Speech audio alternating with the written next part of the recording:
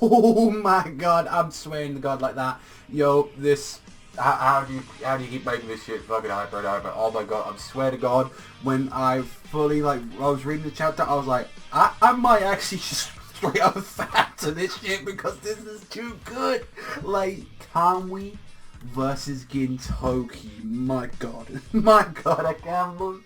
Like, that's a fight right there that I didn't believe was going to happen. I thought he was like just gonna like, yeah, that's Kagura, that's all on you, like that, to take care of that. But Gintoki, now the strongest man in the universe, as he self-proclaims, this motherfucker right now, what a fucking G.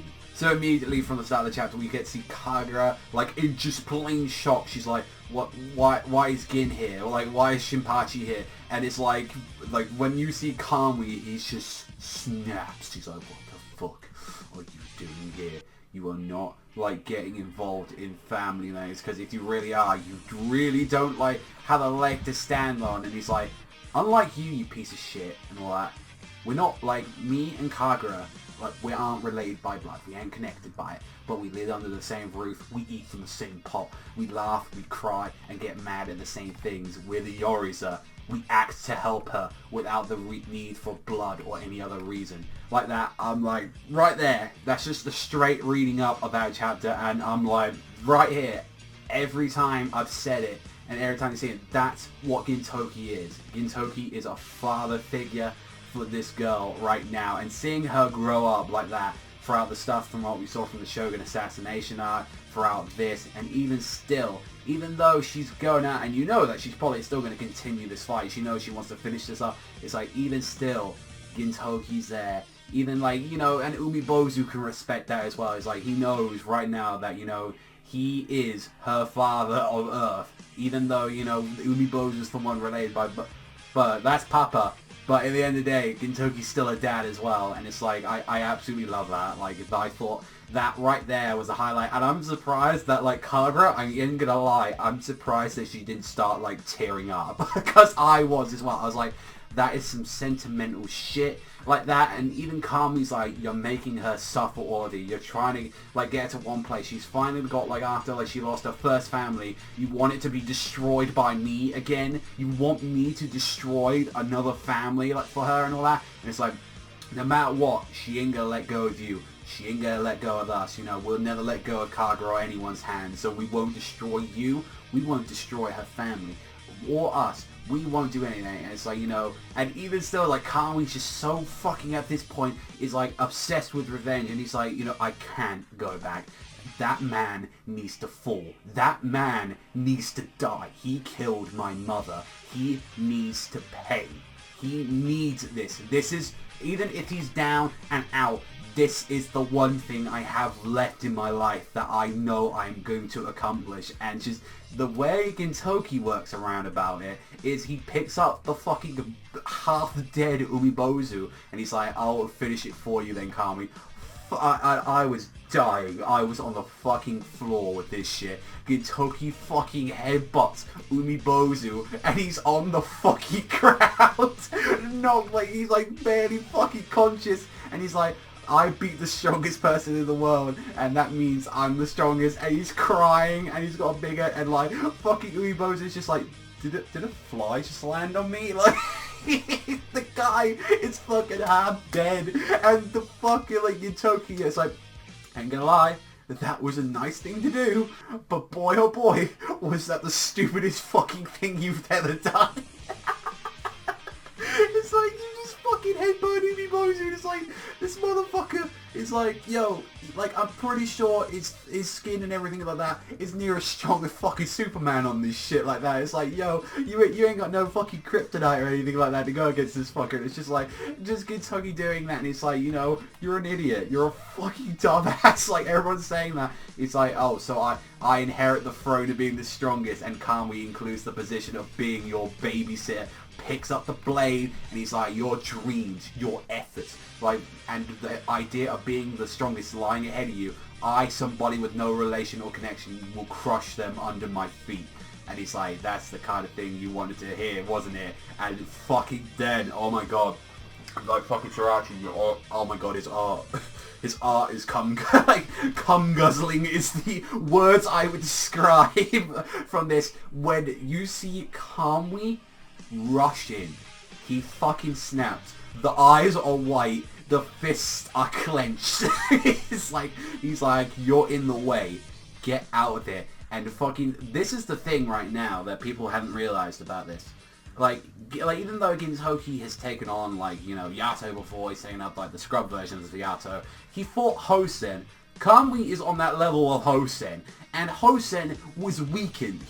Hosen was not in his prime, and even still, how many people did it have to take to even beat Hosen? You had to beat him with the sunlight. You had to fucking stab one of his eyes out. You had Tsukio fighting against him. You had Gintoki with 2 blades going against him. You had a bunch of ninja girls going against him. Like, this is the first time, really, that Gintoki is fighting a Yato with nothing else but his sword. With just his wooden sword behind him. That is all he's good. And seeing how he's fucking doing damage to him, that is fucking insane. Like, he's like, say, like, just like I said, the panel, he's like, once he punched him, grabs him, he's like, didn't you hear? I told you to hit me with everything. And just, like, Gintoki's face is covered in blood, and fucking pierces Kamui right through the chest with his fucking sword, and he's coughing out blood, smashing that bastard into a boulder, and he's like, you know what?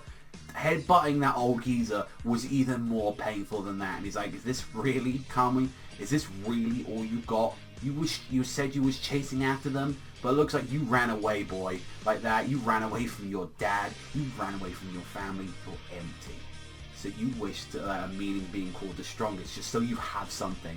It's like, how about you try and hit me with that empty fist? Even if you don't have the important name of, like, sounding the strongest, you've already got a perfect name already, and that is the idiot big brother. And I'm like,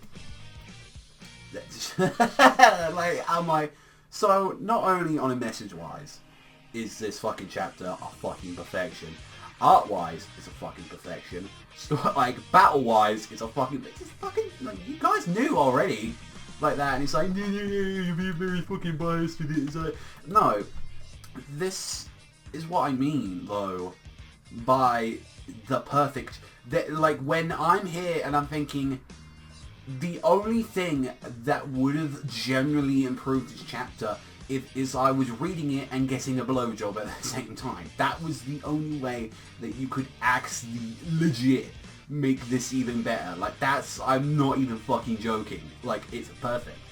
Straight up. Like art, perfect. Story, perfect. Fucking meaning. Fucking the messages can tell you. And just like, and that's the thing, I guess I'm a lot more attached to the whole reason of Kagura, like, seeing Gintoki as a father figure, and then seeing, like, exactly whenever he needs to drop the knowledge, he drops it harder than his fucking sword hits the opponents, like that. It's just, and then he goes in fucking fighting his opponent, and it's like, I'm not gonna lie, I do want Kagura to finish this fight. Imagine the fucking brownie points that fucking Gintoki get. This would be the first of the strongest Yato that he'd be able to beat without, like, and I'm still saying, taking down Hosen is still a feat. I ain't denying that. Like, him taking out Hosen, no one's gonna take that away from him. Even though that did take a bunch of people, you know, fucking Gintoki still fucking strong for that shit. I mean, the guy took a fucking kick to the head, and I'm surprised his head's still attached to him. Like, even with all that, it's like, this under his belt, he took down the fucking, like, you know, one of the leaders, like, one of the fucking lieutenants, like that, on, like on the Kihete, like that. There you go, you don't fuck. This is the pinnacle of Yato, like, next to Umibozu, like that. It's like, what's the next best thing you can get on the Yatos? And it's this guy, like, Obito got beaten by Kagura, and it's like, well, he ain't gonna fight Kagura, so what you get? You get the second strongest Yato there is. I love it. It's just, what else can I say about it? I swear to God, if there's someone reading this, like, right now, and I'm like, oh, I don't like, you know, Gintama, I don't like the fight. If anyone ever said I don't like the fights in Gintama, I think I would legit punch them in the throat. I think I genuinely would. Find me, I might get a taxi over there, I'll fly over there, like, I'll get there, I might have to fucking swim my fat ass over there and just fucking see that, but it's like, whew. Don't ever get me started on that shit. It's like, especially with like what the meaning between Gintoki, Kagura, Umibose, Shippuden, all the Yoros and the people that are there. What that shit is, that's fucking it. And this right there is fucking quality shonen. Not your Bleach. Like that. You, like, as much as I love Naruto, no. One Piece, like, see, like, why does it take like fucking 20, 30 chapters or something like this and we're having One Piece, and yeah, Gintama can just do it whenever it fucking feels like it, and it's a fucking 10. So, there you go. I'm leaving with that. I know, I'm dropping bombshells. I'm dropping them, but it's like, there's a reason this is my favourite shonen. Just fucking period. And I think it always will be like that. So, let me know what you think in the comment section down below, but that's all for me. 10. Just fucking 10. I can't give it. I wish there was an 11 I can give. But it's like, if it wants to show how big I like this chapter, then fucking 100 out of 100. There you go, like, out there. I fucking love this chapter. It's perfect. But that's all from me. So if you love Gintama, no, respect Gintama as much as I do. Hit that like, hit that subscribe, and you'll be back for some more Gintama greatness. Thank you very much for watching as always. I've been your host, Savagezweipanda, and I'll see you guys next time.